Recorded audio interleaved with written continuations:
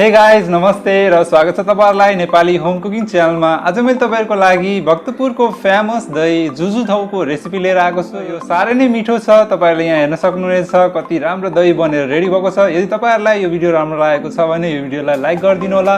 र सुरु गरौँ है त।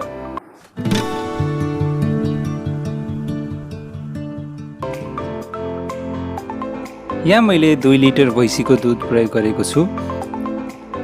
त्यसपछि मैले यहाँ पाउडर सुगर लिएको छु। यो मैले नर्मल सुगरलाई ग्राइन्डरमा पिसेको छु। त्यसपछि मैले यहाँ दहीको बिउ लिएको छु। यो नर्मल टेम्परेचरमा छ। र यहाँ मैले लास्टमा फ्लेभरको लागि इलाइची पाउडर लिएको छु। यो अप्सनल हो, तपाईहरुले हाल्न पनि सक्नुहुनेछ। र यहाँ ग्यास अन गर्ने र एउटा कराईमा यो दुध अब हामीले खन्याउनु पर्ने हुन्छ। सबै दुधलाई अब यो कराईमा खन्याउनु होला। तपाईहरुले भैँसीको दुध प्रयोग गर्नु होला। योमा धेरै फ्याट हुन्छ र यो अलिक बाक्लो दुध हुन्छ। र अब यसलाई हामीले बोइल गर्नुपर्ने हुन्छ। बोइल गरेर यसलाई बाक्लो पार्नुपर्ने हुन्छ हामीले। यो जुजु धाउको स्पेशलिटी नै यही हो, दुधलाई हामीले बाक्लो पार्नुपर्ने हुन्छ।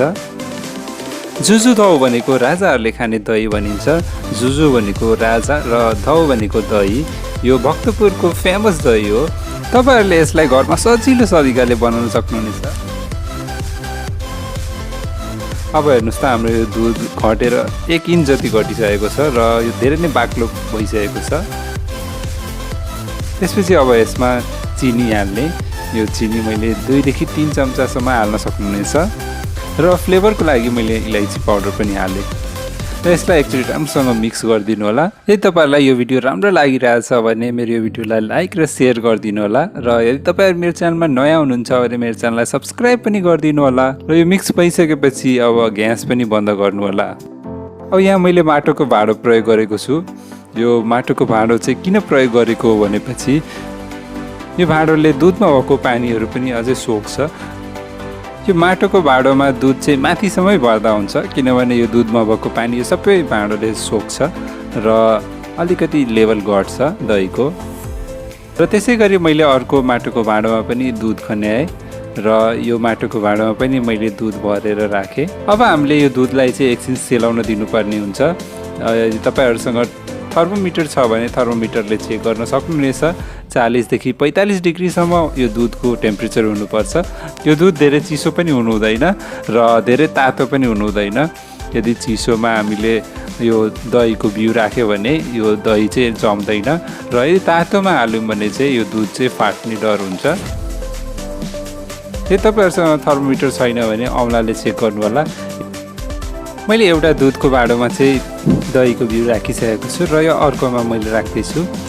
यसरी 1 चम्चा लिएर अनि यसरी अलिकति मिलाउनु होला दुधलाई र यसलाई अब छोपेर हामीले तातो ठाउँमा राख्नुपर्ने हुन्छ। यदि तपाईहरुकोतिर चिसो छ भने र यदि तपाईहरुलाई धेरै चाँडै नै यो दही बनाउनु पर्ने छ भने यसलाई हामीले न्यानो कपडामा छोपेर राख्न सक्छौँ। र यदि तपाईहरुकोतिर त्यतिकै गर्मी छ भने यो प्लेटले छोपेर राख्न सक्छौँ। र मैले यो दहीलाई पुरै 1 रात 12 घण्टासम्म छोपेर राखेको थिएँ। र हेर्नुस् त हाम्रो दही कति मजाले बनिसकेको छ। यदि तपाईहरुलाई सानो समयमा यो दही बनाउनु छ भने राम्रो न्यानो कपडाले छोपेर राख्नु होला। र अब हाम्रो यो दही बनेर तयार भइसकेको छ र यो दहीलाई अब म काटेर देखाउन गइरहेको थिएँ। हेर्नमा जति राम्रो छ खानामा पनि त्यति नै मिठो छ हाम्रो यो दही। र तपाईहरुले पनि यसै गरी यो जुजु धाउ घरमा सजिलै तरिकाले बनाउनु होला। हेर्नुस् त हाम्रो यो दही। यदि तपाईहरुलाई यो भिडियोको बारेमा केही भन्नुपर्ने छ भने तल कमेन्ट बक्समा गएर कमेन्ट गरिदिनु होला।